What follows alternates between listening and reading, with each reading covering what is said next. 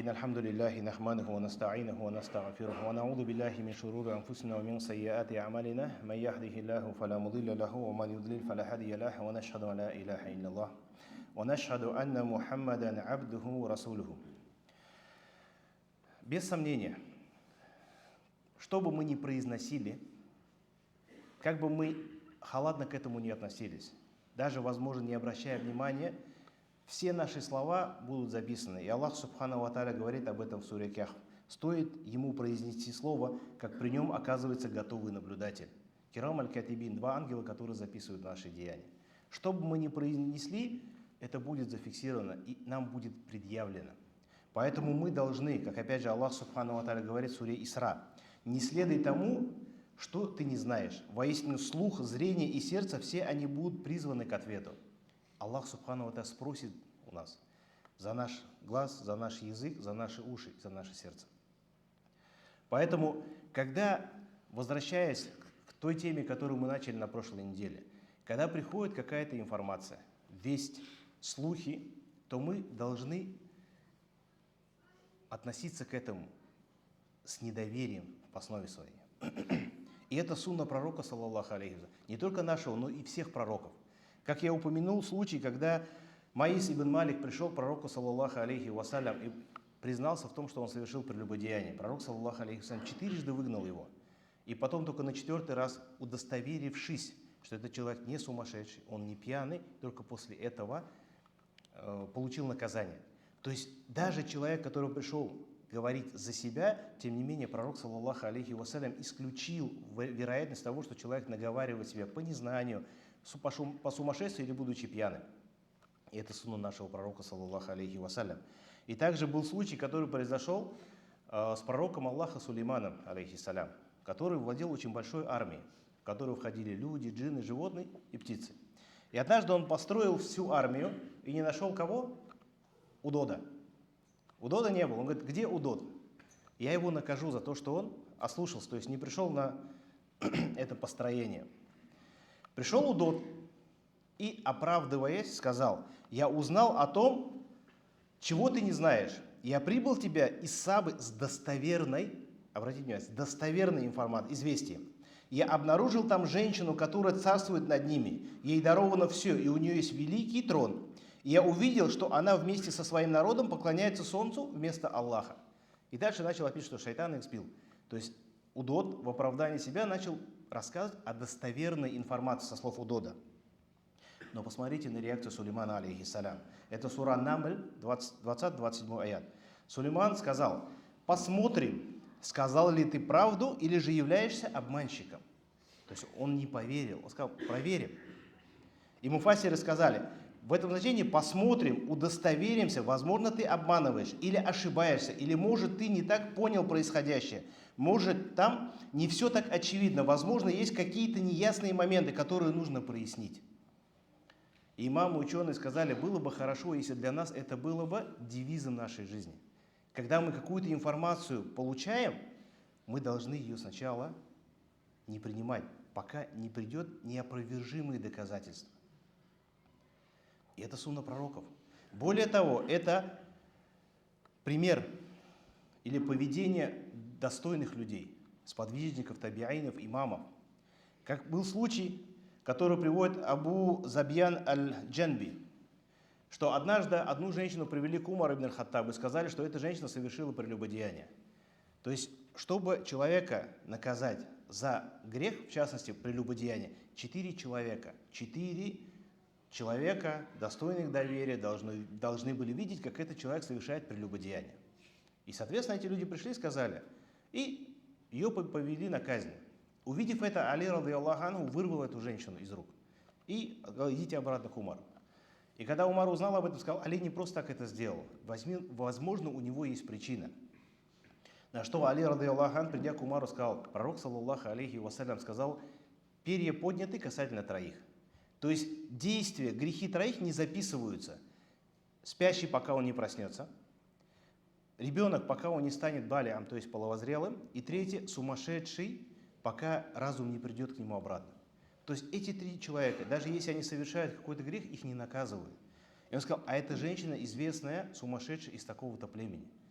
и ты уверен, что она совершила данный грех, будучи в ясном уме. Или шайтан ее сбил, то есть было время ее сумасшествия. Умар ибн Хаттаб сказал: я не знаю. А раз не знаем, мы ее отпускаем. То есть они засомневались в этом, и они отпустили. Другой случай. Пришел один человек к Умару ибн Абдаль-Азизу и что-то плохо высказался о другом мусульманине. Умар ибн Абдаль-Азиз остановил его и сказал такие слова: если хочешь, мы рассмотрим это твое дело, и если ты лжешь, то есть вот ты сказал про этого человека что-то плохое, если ты обманываешь, то о тебе говорится в следующем аяте Корана, сура Худжурат: если нечестивец принесет вам весть, то разузнавайте. То есть ты фасик. Если же ты правдив, то есть действительно этот человек совершил этот грех, то о тебе говорится в другом аяте: не повинуйся всякому расточителю клятв, презренному хулителю, разносящему сплетни. Если же ты хочешь, то мы простим тебя. И этот человек осекся, сказал: прошу прощения, повелитель верующих, больше я не буду, не вернусь к этому. То есть человек начал, и вот уже на месте остановился, сказал: либо ты говоришь, обманываешь, ты человек, который распространяешь бухтан, либо ты правдив, но ты распространяешь гайбат, и так ты грешник. И так мы тебя накажем. Этот человек сказал: все, я понял, больше этого не повторится. То есть это пример того, какими были сподвижники пророка, саллаллаху алейхи вассалям, и таби'ин. Абу Исхак аль-Кайравани говорил: мудрецы говорили, сторонитесь поспешности, ведь арабы еще в древности называли ее матерью сожалений. Тот, кто поспешен в суждениях, говорит до того, как узнает, отвечает до того, как поймет, решается на что-либо до того, как обдумает, режет, прежде чем отмерит, хвалит до того, как испытает на деле, порицает до того, как получит достоверные факты. Кто заведет в себе такой нрав, познает горечь сожаления и будет лишен спокойствия и благополучия. То есть мусульманин должен остерегаться от разношения вот этих слухов. Услышал дальше, потому что вот эти слухи, они есть причина того, что умма разделяется, джамаат портится. Это причина, по которой семьи рушатся. То есть слух пришел, правда это или нет, жена услышала, муж услышал, вышел конфликт, и семьи распались. Кто виноват? Тот, кто не следил за своим языком.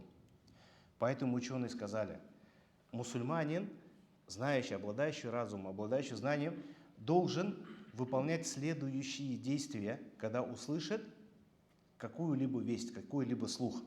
Первое, то, что возложено на мусульманина, это думать о своих братьях и сестрах положительно. То есть хусн зан, хорошо думать про своих братьев. И не поддаваться тем, кто портит их в ваших глазах. Аллах субхану ва тааля сказал.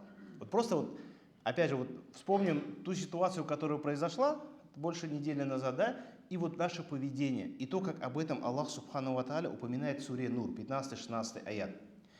Почему же, когда вы услышали это, верующие мужчины и женщины не подумали друг о друге хорошее и не сказали: это очевидная клевета?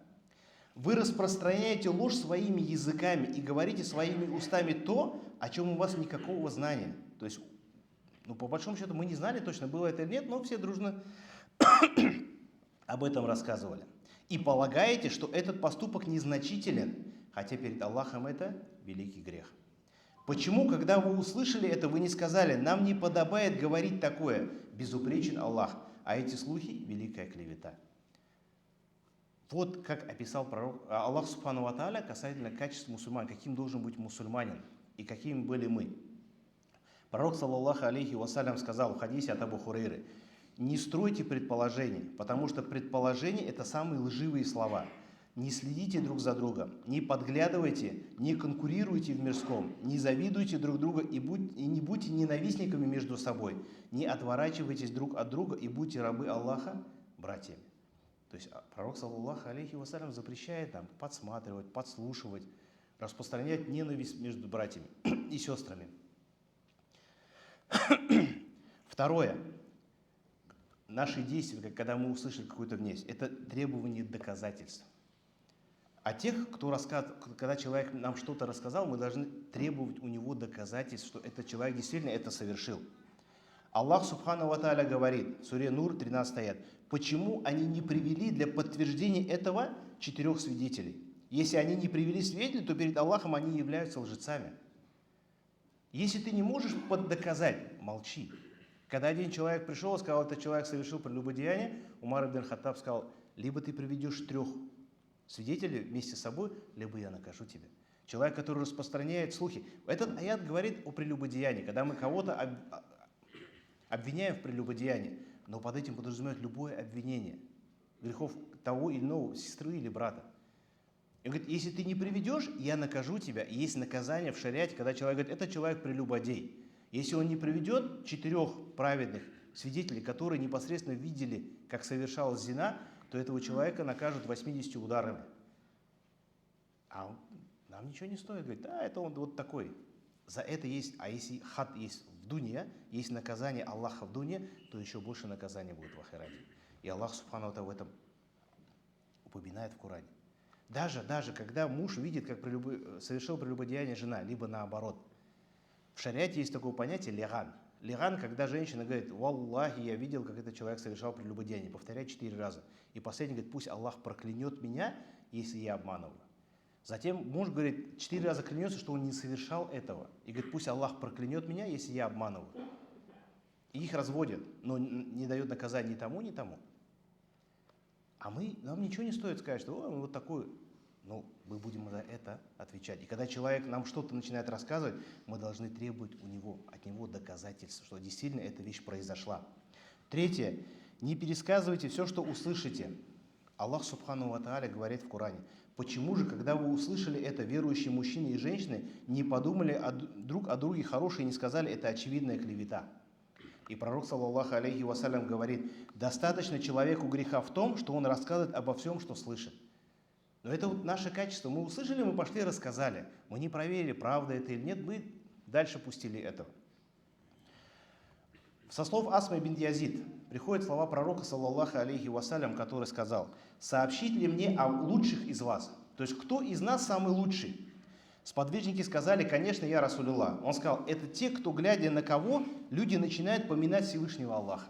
То есть мы посмотрели на человека, его праведность, и мы начинаем меняться в лучшую сторону. Мы начинаем поминать Аллаха, начинаем больше читать Коран. То есть, видя на него, мы берем для себя пример. Продолжая, пророк, саллаллаху алейхи вассалям, сказал, а затем спросил, сообщить ли мне о худших из вас? Сподвижники пророка, саллаллаху алейхи вассалям, вновь сказали, конечно, я Расулуллах. И пророк сказал, те, кто разносит сплетни, портят отношения между любящими друг друга и ищут пути доставить неприятности невинным людям. То есть, если мы распространяем слухи, или, Аллах согласен, между мужем и женой начинаем настраивать друг против друга, пророк, саллаллаху алейхи вассалям, сказал, это худший из людей. И мы должны этого бояться. Мы не знаем, правда это или нет, давай дальше писать, рассказывать. Мы являемся вот причиной этого. И если будут какие-то последствия, мы тоже получим за это грех, потому что мы были соучастниками этого. 4.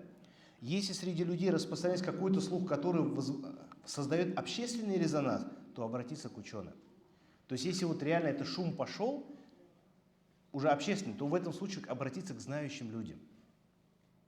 Тот случай, о котором я рассказал, когда люди переселились в Эфиопию, шум пошел, что курайшиты приняли ислам. Но никто же не сказал, проверьте, действительно это или нет. Люди вернулись.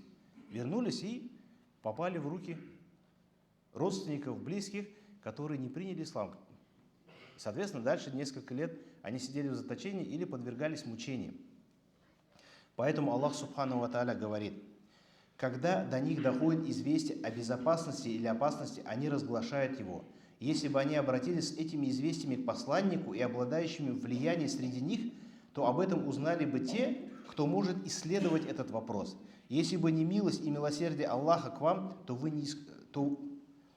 вы за исключением немногих последовали бы за дьяволом.